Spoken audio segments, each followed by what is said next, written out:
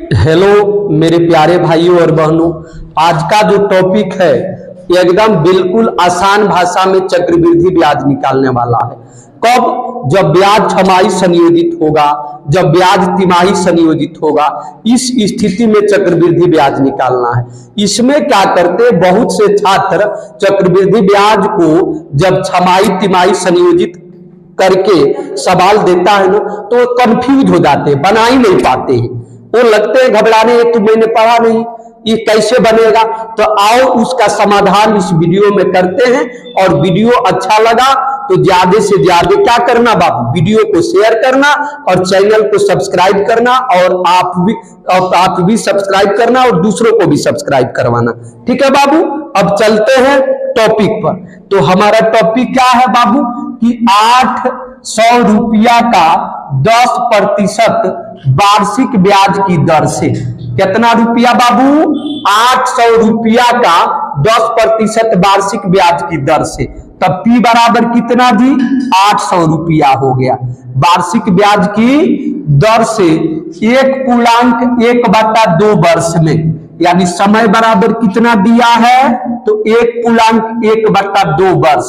अब इसको पूर्णांक हटाएंगे तो 2 × 2 = 3, यानी 3/2 वर्ष हो गया।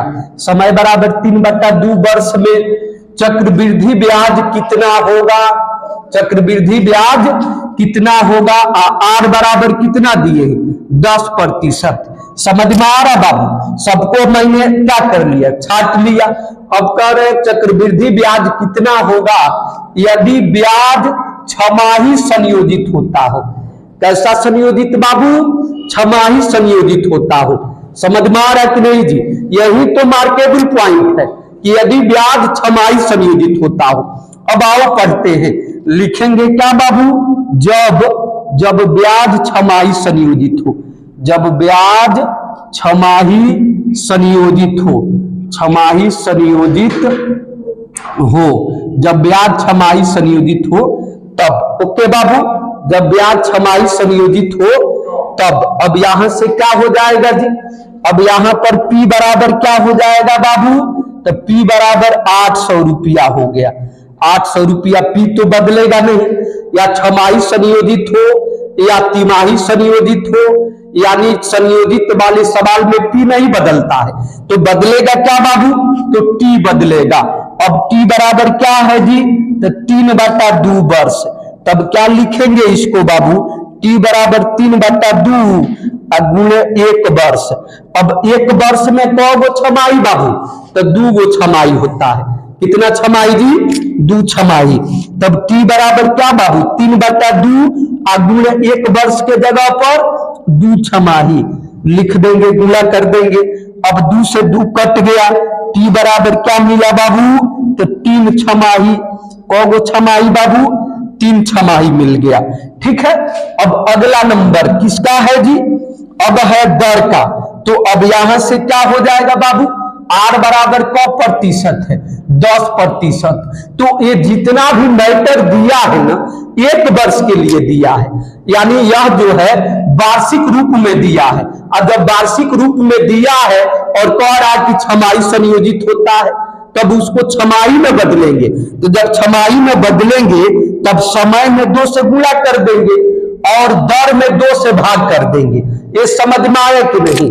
अब समय में क्यों 2 से गुणा करेंगे? क्योंकि 1 वर्ष में 2 छमाही, और छमाही संयोजित की बात कर रहा है। समझ में आ रहा है कि नहीं आपको? अब यहां से क्या है? अब R बराबर 10% दिया है।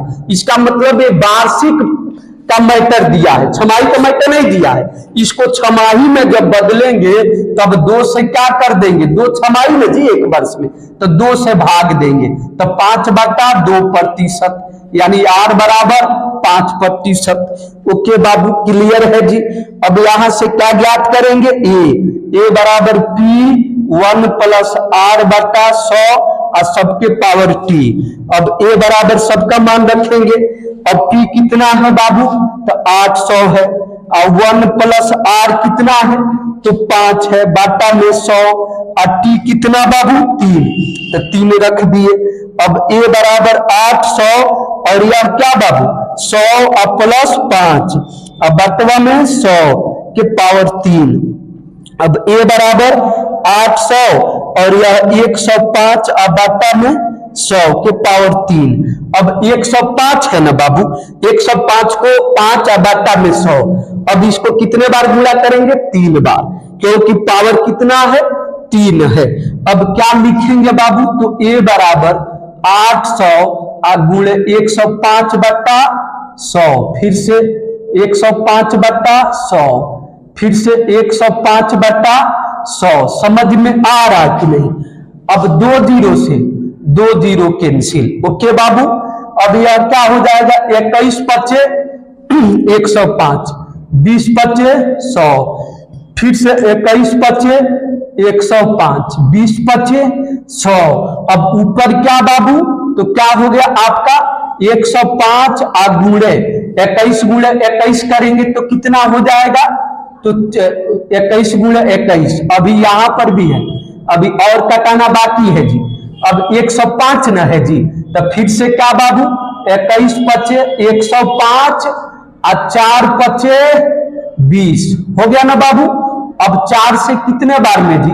4 गुना 8, 2 बार में कट गया, और 2 से कितने बार में? 10 बार में। अब देखो आखिरी रिजल्ट क्या हो रहा है? तो 21 गुणे 21 गुणे 21, अब बटवा में क्या बाबू? 10 हो रहा है। तब क्या हो जाएगा? 21 गुणे 21 गुणे 21, तब 441 गुणे 21 हो गया, बटवा में 10 हो गया।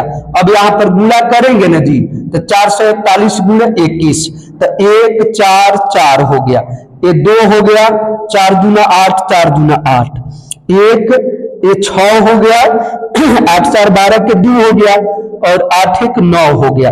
यानी कितना आया बाबू? तो 92 61 आया। कितना आया जी? 92 61। तब यहां पर क्या हो गया बाबू? a बराबर 92 61 बटा में 10।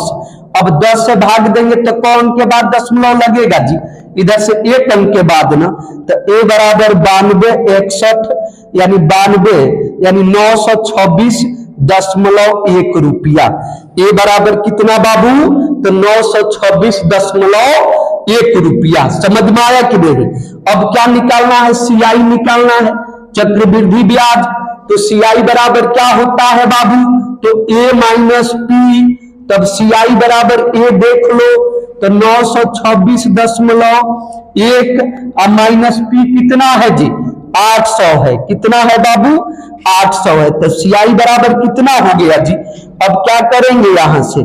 यानी कितना जी? 126 हो गया ना जी, 126.1 रुपया। क्या समझ में आया कि नहीं बाबू, कि कैसे चक्रवृद्धि ब्याज निकाला जा रहा है? समझ में आ गया बाबू? ओके जी, तो समझ में आ गया तो इसको सही से बनाइए और वीडियो को ज्यादा से ज्यादा शेयर कीजिए। जय हिंद, जय भारत।